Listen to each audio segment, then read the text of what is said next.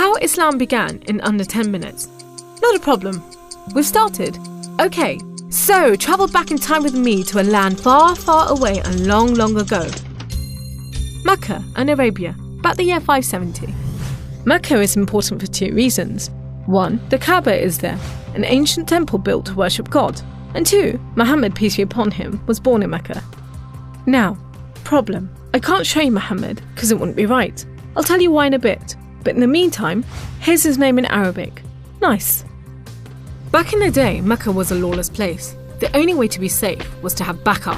Lots of rich big brothers who'd beat up anyone who got in your way. So the place was ruled by the most powerful families who could do pretty much what they wanted. And religion didn't help. By this time, the Kaaba had been filled to overflowing with 360 idols that did nothing to help anyone. So it was a tough place to grow up if, like Muhammad, you were a poor orphan and believed in just one God you couldn't see, like the Jews and the Christians. He called him Allah, the God, in Arabic there. Muhammad's dad died before he was even born, and his mum died when he was just 6. So he was brought up by his grandfather, Abdul Muttalib, and then, when he died too, by his uncle, Abu Talib, who had the respect of the city's ruling families, so Muhammad was safe for the time being.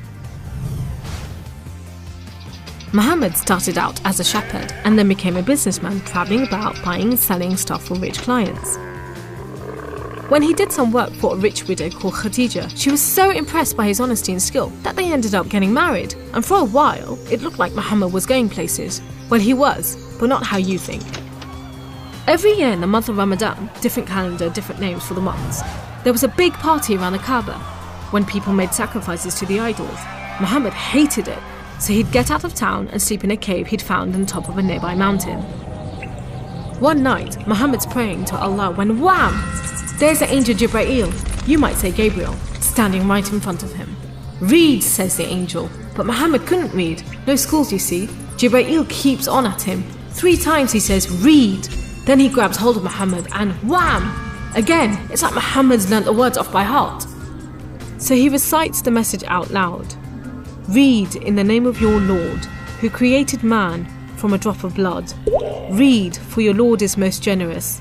He who taught by the pen, taught man what he did not know. It was a message from Allah. God was speaking to him just like he'd spoken to the prophets in the Jewish and Christian holy books, which meant he was a prophet too. The messages continued for the rest of Muhammad's life. Allah gave him the words to say and the prophet recited them.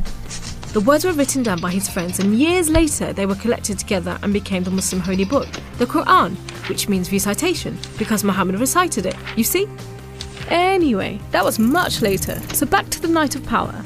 Muhammad tells his family, then his friends, and eventually everyone about Allah, that he's the one and only God, that he wants everyone to be treated fairly, and long story short, it didn't go down well with the ruling families of Mecca, who liked things just the way they were, thank you very much. You see, Islam means obedience to Allah, and Muslim means someone who obeys Allah, and the ruling families didn't want anyone obeying anyone else but them. So the people who believed in Muhammad's message, the Muslims, were given a hard time. Some were even tortured and killed. A few of them managed to escape to Abyssinia, Ethiopia. But most were stuck in Mecca. Muhammad also had to cope with the death of his wife, and then just a few weeks later, his uncle too. Feeling very down, he went to the Kaaba to pray to Allah one night. Then, the weirdest thing happened. Jibreel turns up, sits him on a winged horse called Al-Buraq and flies him all the way from Mecca to Jerusalem. He prays with all the prophets who have ever lived. Then, he's taken up to the heavens to chat with some of the prophets, and then into paradise itself, where Allah tells Muhammad to pray 5 times a day and to stay strong. He's returned to Jerusalem and then flies back to the Kaaba in Mecca. We call it the night journey, and Muslims still argue whether it was a real experience or a vision, but whatever, it gave Muhammad a much needed boost, and just as well, because there were more tough times ahead. So, there was this other city called Yathrib. The people there heard about Muhammad and his message and invited him and his followers to join them. A few at a time, the Muslims left Mecca and made a dangerous journey across the desert to Yathrib. It's known as a hijra, which means migration, like birds do. Muhammad and a few of his friends stayed in Mecca until everyone had got away and then made plans for their own escape. But the ruling families wanted to kill Muhammad while they still could, so 7 sons, one from each family, were sent in the middle of the night to stab the Prophet while he slept. But he was way ahead of them, and when they burst into the house, Muhammad was gone. Trackers were sent out to hunt him down. Muhammad and his best friend Abu Bakr took a roundabout route to try and shake off the pursuit, but the trackers were too good and slowly gained on them.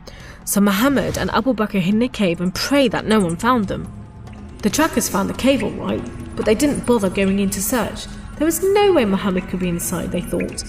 There was a spider's web over the mouth of the cave and a nesting bird at the entrance. He must have given them the slip. So off they went, leaving Muhammad and Abu Bakr protected by a spider and a bird. Muhammad made it safely to Yathrib, which was renamed Medina al-Nabi, the city of the Prophet, but most people just call it Medina. But Muhammad's worries weren't over yet. There were 3 big battles between the Muslims and the Meccans. First, the Battle of Badr, when Muhammad and just 313 men faced 1,000 Meccan soldiers. Miraculously, the Muslims won. Then there was the Battle of Uhud, which didn't go so well. Some of Muhammad's men disobeyed his orders and ran off during the battle to raid the Meccans' camp, and so the Muslims were outmaneuvered. Then there was the Battle of the Trench. Medina was protected on 3 sides by mountains, so when the Meccan forces advanced in the city, the Muslims just dug a deep trench. The Meccans made camp, but the weather was terrible. Pouring rain put out their fires and howling winds blew down their tents. Eventually they gave up and went back to Mecca. It was all a bit embarrassing. They were losing the respect of the local tribes who were flocking to join the Muslims. So a peace treaty was signed at Hudaybiyah. But it wasn't long before the Meccans broke it. Muhammad decided that enough was enough. By now he had over 10,000 men, so he led them across the desert to Mecca. The ruling families realised they'd made a huge mistake, but it was too late. All they could do was surrender and hope that the Muslim army killed them quickly. But Muhammad said there should be no more fighting. He rode into Mecca and went straight to the Kaaba. He circled it 7 times anti-clockwise and smashed all the idols, rededicating the Kaaba to Allah. And that's why I'm not going to show you Muhammad.